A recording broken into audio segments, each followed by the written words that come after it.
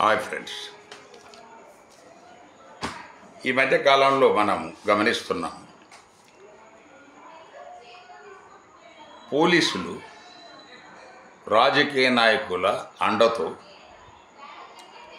రాజకీయ నాయకుల మెప్పు కోసం, వాళ్ళ మెహర్బానీ కోసం పేద ప్రజలను మనకు విపరీతంగా ఒక గుడ్డులను బాదినట్టు కొడుతున్నారు.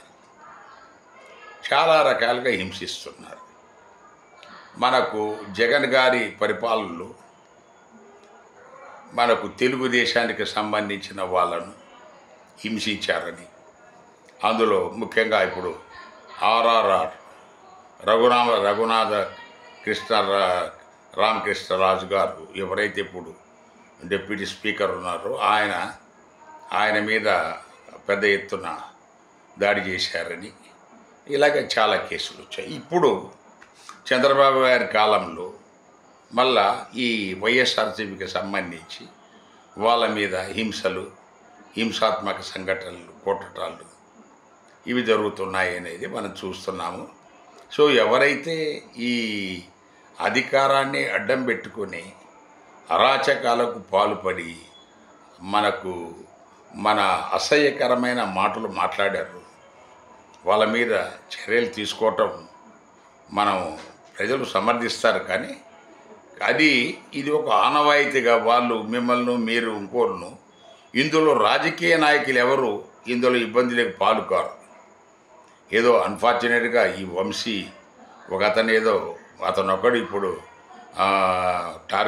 బయట ఇబ్బంది పడ్డాడు. కానీ తక్కిన వాళ్ళు ఎవరు, వాళ్ళు చాలామంది అడ్డగోలుగా మాట్లాడిన వాళ్ళు అందరూ మనకు చాలామంది నాయకులు వాళ్ళు ఇంకా వాళ్ళ మీద ఎలాంటి చర్యలు లేవు, మనకు ఎలాంటి ఎఫ్ఐఆర్ లేదు, ఛార్జ్షీట్ లేదు. అందువల్ల ఈ అనుయాయులు ఈ కార్యకర్తలు ఎవరైతే ఓవర్ యాక్షన్ చేస్తారో వాళ్ళు బలిపశులు అవుతారు. సరే, అది ఒక ఎత్తు, అది రాజకీయ కోణం. ఇక మామూలుగా సామాన్య ప్రజలకు వస్తే ఈ ఎస్సీ ఎస్టీ బీసీలు కనబడితే ఈ పోలీస్ స్టేషన్లో ఈ పోలీసులకు అక్కడ ఉన్న హోంగార్డు దగ్గర నుంచి ప్రతి వాడికి చాలా అలుసు. వాడు హోంగార్డు కొట్టడానికి వస్తాడు, కానిస్టేబుల్ కొడతాడు, ఎస్ఐ కొడతాడు, సిఐ దంతాడు. ఇది నడుస్తూ ఉంది. సో వీళ్ళు అలా కొట్టే హక్కు ఉందా వాళ్ళకు? మన హోంమంత్రి గారు ఆయన అంటున్నారు, గంజాయి బ్యాచ్ని కొట్టగా ఏం చేస్తారు? కొట్టే అధికారం ఏ చట్టం ఇచ్చిందో ముందు ఆమె చెప్పాలి. కొట్టే అధికారం గంజాయి బ్యాచ్ ఓకే, వాళ్ళను శిక్షించడానికి కోర్టులు ఉన్నాయి. మీ డ్యూటీ అరెస్ట్ చేయాలా, అరెస్ట్ చేసిన తర్వాత మ్యాజిస్ట్రేట్ ముందు ప్రొడ్యూస్ చేయాలా, ఆయన రిమాండ్ విధిస్తే తీసుకెళ్ళి జైల్లో హ్యాండ్ ఓవర్ చేయాలా, అంతవరకే. కొట్టడానికి మీకేం అధికారం ఉంది? ఏ హక్కు కింద మీరు కొడుతున్నారు? మీరు కొట్టినంత మాత్రాన ఏ రకమైన అతను రేపు చనిపోతే మళ్ళీ అతనికి ఏదో పిట్టకథ వచ్చి అతను గుండె నొప్పి చచ్చిపోయాడు, చాలా కాలం నుంచి అతను రోగిష్టివేలో అని దొలపోతలాగా ఉన్నవాని మీద మళ్ళా ఈ కొత్త మెడికల్ కథలన్నీ అల్లుకొని మిమ్మల్ని మీరు రక్షించుకోవాలని చూస్తున్నారు. చాలా చోట్ల జరుగుతున్నది ఇది. ఆ చనిపోయేవాడు చూస్తుంటే వాడు ఒక పెద్ద శాల్తీ. సో మరి వీళ్ళ లెక్కన వాడు ఎప్పటి నుంచో అనారోగ్యంలో ఉన్నాడు, వాడి గుండె నొప్పి ఉంది, 3 సార్లు హార్ట్ అటాక్ వచ్చి ఇట్లా కొత్త కథలు వీళ్ళు తయారు చేస్తున్నారు. ఇది మనకి ఈ మధ్యకాలంలో మనం చాలా సందర్భాల్లో మనం గమనిస్తున్నది. దీన్ని మనము నిరోధించాలంటే ప్రభుత్వం ఒకటే కఠిన నిర్ణయాలు తీసుకోవాలి.